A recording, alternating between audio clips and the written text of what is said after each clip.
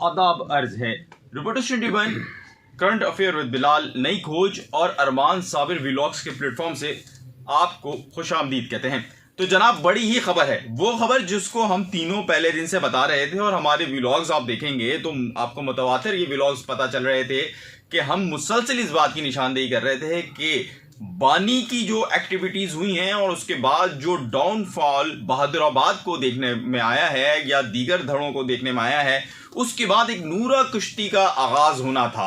यानी बल्दियाती इंतखाबात से कबल नूरा कश्ती का आगाज होना था, जिसमें अब जनाब आपको नजर आ रही होगी उन एक्टिविटीज से कि अब वो तेजी आ गई है और उसको उस मेन स्ट्रीम पे डालने की कोशिश की जा रही है जिसमें नफरत की सियासत के जरिए इस बात को ये लोगों में बावर कराया जाए कि बहादुराबाद ही इस वक्त उनके मसाइल का हल है। और इसी तरह पाकिस्तान पीपल्स पार्टी हैदराबाद से आगे निकलने वाले इलाकों में इस बात की निशानदेही करे, इस बात के लोगों को बताएं कि MQM जो इस वक्त बहादुराबाद की सूरत में है वो एक दहशतगर्द तंजीम है और वो दोबारा से पनप जाएगी अगर उनके ऊपर एतमाद का वोट नहीं दिया तो इसी सिलसिले में आज गुज़िश्ता 2-3 दिन से आहिस्ता आहिस्ता जिस तरह टुक टुक करके क्रिकेट शुरू होती है टेस्ट क्रिकेट में और फिर तेज स्ट्रोक्स खेले जाते हैं, उस तरह ये खेल का आगाज हुआ। ताहम आज वसीम अख्तर ने इंग्लैंड की टीम की तरह टेस्ट क्रिकेट को भी वनडे बना दिया और बड़ी ही सख्त जबान इस्तेमाल की,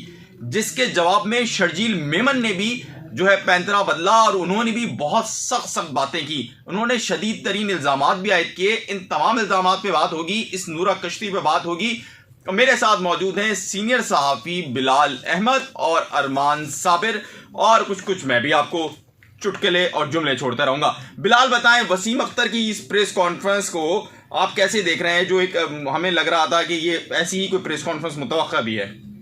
देखें, बानी MQM से मुतालिक जो प्रेस कॉन्फ्रेंस है वो तो 2 हिस्से कर लेते हैं ना, गुफ्तगू के भी हम 2 हिस्से करते हैं। मतलब आप कह रहे हैं वसीम अख्तर की प्रेस कॉन्फ्रेंस को 2 हिस्से कर ले, एक पीपल्स पार्टी और एक बानी MQM को अभी थोड़ा सा एक साइड पर अगर एक हिस्से को रखते हैं और बात कर लेते हैं स्पेसिफिक जिसका जवाब बानी MQM का एक साइड पर रख नहीं सकते। नहीं, कहने का मतलब है उस पर बाद में बात कर लेते हैं। पहली गुफ्तगू है जो पाकिस्तान पीपल्स पार्टी से मुतालिक, जो फारूक शमी पिछले दिनों कह रहे थे बिल्कुल ठीक कि ये चीज़ आएगी अगले आने वाले दिनों के अंदर, वही हुआ है।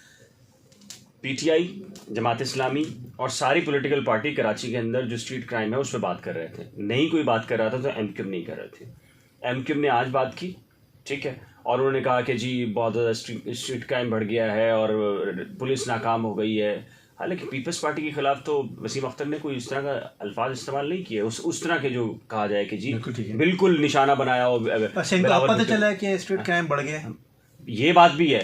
लेकिन मुझे ये बताएं, शर्जील मेमन ने जो रद्द-ए-अमल दिया है उसमें तो ये कहा है कि 10 मिनट में अब शहर बंद नहीं होगा वसीम अख्तर साहब, भत्ता नहीं मिलेगा आपको। क्या मतलब है इसका? फिर एक मिनट, मैं ये बात सुबह भी सोच रहा था जब 21,000 नौकरियों वाला केस हो या बल्दियाती इंतखाबात को जो बाख्तियार बनाने का केस हो, कोर्ट रूम में MQM और पीपल्स पार्टी एक दूसरे के खिलाफ हैं। कब नहीं, वो पीपल्स पार्टी करीब नहीं भटकने दे रही, यानी कि सेक्रेटरी बल्दियात को आज कोई 11 महीने हो गए रिप्लाई नहीं दे रहा। वो यहाँ ये इत्तेहादी हैं, वो कह रहे हैं कि MQM के साथ बेहतरीन रिलेशनशिप है, हमारी वर्किंग रिलेशनशिप है पीपल्स पार्टी के साथ हमारी, यानी कि खुद शायद समझ भी नहीं आ रहा कि यानी कि शर्जील कह रहे हैं कि बेहतरीन रिलेशनशिप है। आप मुझे बताएं, आज आपने थोड़ा सा फिगर आउट भी किया था, कितने जो स्ट्रीट क्राइम्स का जो तनासुब तेजी से बढ़ा है उसमें कितने वायलेंस हो गया? देखें, फारूक शमी इस वक्त जो है वो वायलेंस जो है ना वो बहुत ज़्यादा हो चुका है, क्योंकि जो स्ट्रीट क्राइम है उसमें अगर हम पिछले साल के और इस साल के मामला देखते हैं तो पिछले साल छीना झपटी के मामला ज़्यादा थे, किलिंग्स कम थी उसमें।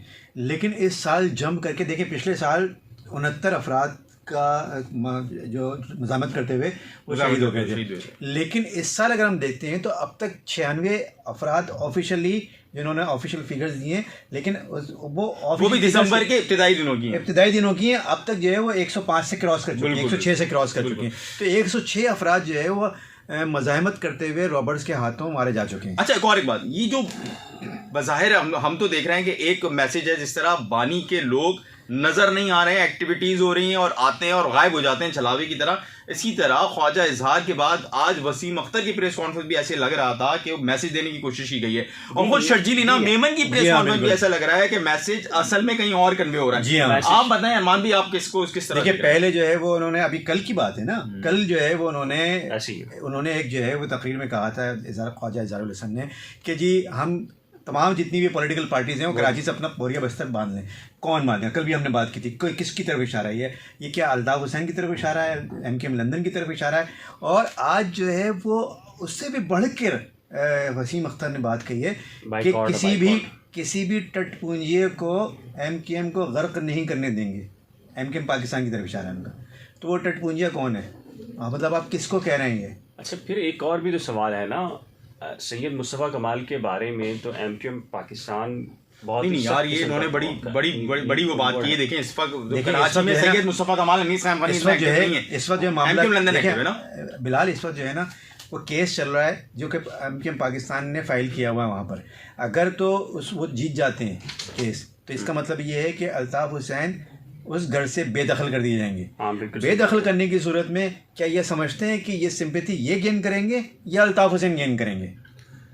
اچھا نہیں, یہ جو انہوں نے میسج دیا ہے اس کو تھوڑا سا اور ہمارے جو دیکھنے والے ہیں سننے والے ہیں ان کو یہ بتائیں کہ وسیم اختر نے اور شرجیل میمن کا بھی یہی نا 20 منٹ میں شہر بند کرنے کی پاور تو صرف ایک شخص کو. مجھے حیرت کی بات یہ ہے کہ بس دیکھیں شرجیل میمن مخالف جماعت کے ہیں, وہ ٹھیک ہے, وہ اس طرح کے بیان پیپلز پارٹی پہلے بھی دیتی رہی ہے اور ابھی بھی دے دے گی, اور اس کا بھی اشارہ جو ہے وہ ایم کیو ایم لندن کی طرف ہے. ان کے اندر تو اتنا تپڑ نہیں لگتا مجھے کہ یہ کوئی شہر بند بھی کر سکیں, بلکہ شہر کیا اپنا محلہ بھی بند کر لیں تو بہت بڑی بات ہے. بات یہ ہے کہ اس وقت جو ہے وہ بھلا دیا آپ نے, تو کیا اینی تو بات یہ ہو رہی تھی کہ میں تھوڑا سا وہ دوں گا.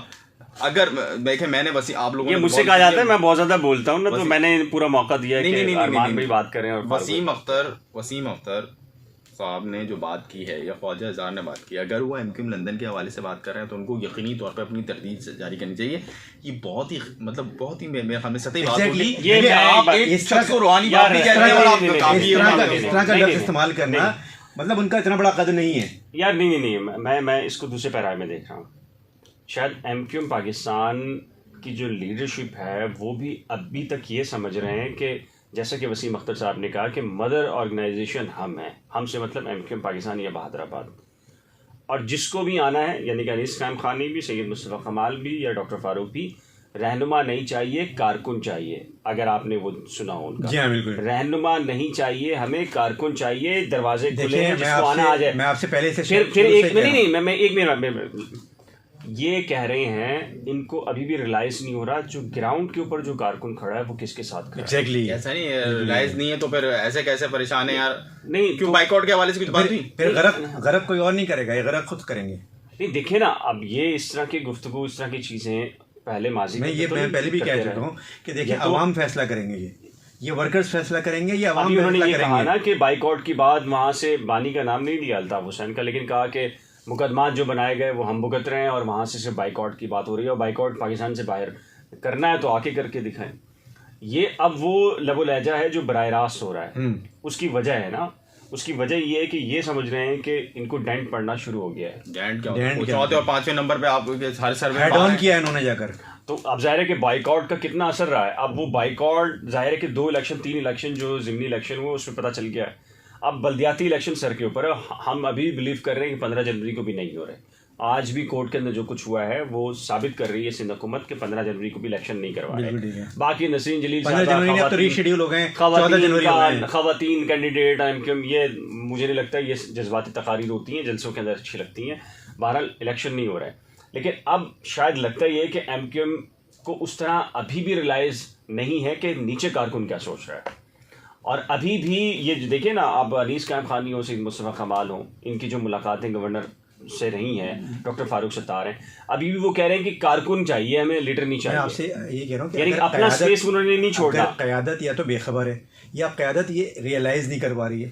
اگر اس کے اوپر ہم ضرور بات کریں گے. ٹائم تھوڑا سا زیادہ ہو رہا ہے, لہٰذا اس چیز کو میں سم اپ کرنے کی کوشش کرتا ہوں, مختصر کرنے کی کوشش کرتا ہوں کہ بڑے ہی 2 جلسے کو میں بند کرتا ہوں, سوری بحث کو کوزے میں بند کر بحث کو کوزے میں، آپ کوزے کے پیچھے ہی پڑ گئے.